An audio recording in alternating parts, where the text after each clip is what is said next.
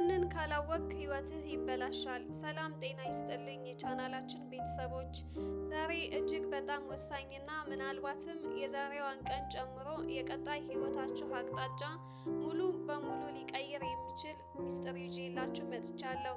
እስኪ የራሳችሁን ጠይቁ። በህይወታችሁ ውስጥ ሁልጊዜ ጠንክራችሁ እየሰራችሁ ነገር ግን የምትፈልጉበት ቦታ ላይ አቅቷችሁ ያውቃል?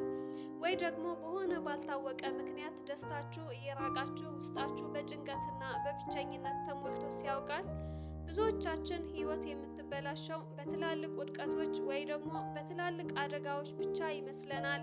ነገር ግን እውነታው ፍጹም የተለየ ነው። ዛሬ በዚች አጭር ቪዲዮ ካላወቅነውና ካላስተካከልነው ህይወታችን ሙሉ በሙሉ ሊያበላሹ የሚችሉ 3 ወሳኝ እውነታዎች በዝርዝር እንመለከታለን። እስከ መጨረሻው አብራችሁኝ ቆዩ። ምክንያቱም 3ኛው ነጥብ ህይወታችሁን ከአሁኑ ቅጽበት ጀምሮ የመቀየር አቅም አለው። የሀሳብና የቃላት መርዛማነት። በመጀመሪያ ደረጃ ልንገነዘበው የሚገባው ትልቁ እውነት የአእምሯችን ሀሳብ የህይወታችን መሪ ነው የሚለውን ነው። ብዙ ጊዜ እኛ የሚያጠፋን ከውጭ የሚመጣ ጠላት ሳይሆን በውስጣችን የምናሳድገው የራሳችን አንደበት ነው። በየቀኑ ለራሳችሁ ምን ትላላችሁ? እኔ እኮ እንደማይሳካልኝ አውቃለሁ፣ እድለኛ አይደለሁም፣ የመኖር ትርጉሙ ምንድነው እያላችሁ ራሳችሁ በመሬት ትገርፋላችሁ። ቃላት ጉልበት አላቸው። ለራስሽ ወይም ለራስህ የምትናገረው አፍራሽ ቃል ሳታውቀው ንዑስ አእምሮህ ውስጥ ይቀመጥና ህይወትህ ወደ ውድቀት ይመራታል። ይህንን እውነት ካላወቅና ራስህን በበጎ ሀሳብ መገንባት ካልጀመርክ ሳታውቀው ህይወትህ በእጅህ ይበላሻል። የጊዜ መርዛማ ሌቦች። ሁለተኛው ህይወታችንን በጸጥታ የሚያጠፋ ነገር ጊዜን ያለ አግባብ ማባከን እና ነገ እሰራዋለሁ የሚል በሽታ ነው። በአሁኑ ዘመን ቴክኖሎጂ ህይወታችንን ቀላል ቢያደርገውም በዚያው ልክ ትኩረታችንን የሚሰርቅ ብዙ ነገሮች ይዞብን መጥተዋል። በማህበራዊ ሚዲያዎች ላይ ያለ ዓላማ ለሰዓታት መሸብለል፣ ራስህን ከሰዎች ጋር ማወዳደር እና ዛሬ መደረግ ያለበት ነገር ወደ ነገ ማስተላለፍ ህይወትን ዋጋ የሚያስከፍሉ ድርጊቶች ናቸው። እባካችሁ አስተውሉ። ጊዜ የህይወት ጥሬ ዕቃ ነው።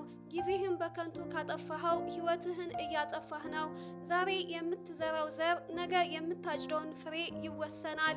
ዛሬ በምቾት ቀጠና ውስጥ ተኝተህ የምታሳልፈው ከሆነ የህይወት ማዕበል ሲመጣ የምትጠለልበት ቤት አይኖርህም።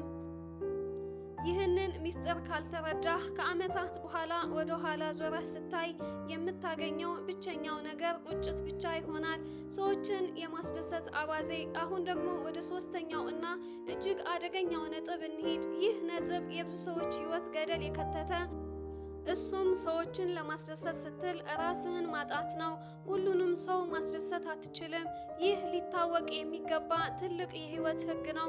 ብዙዎቻችን የሰዎችን ትችት በመፍራት ብቻ የራሳችን ህልም እንቀብራለን። ሰዎች ምን ይሉኛል በሚል ስጋት ተወጥረን መኖር የምንፈልገውን ህይወት ትተን እነሱ እንዲኖሩልን የሚፈልጉትን ህይወት እንኖራለን።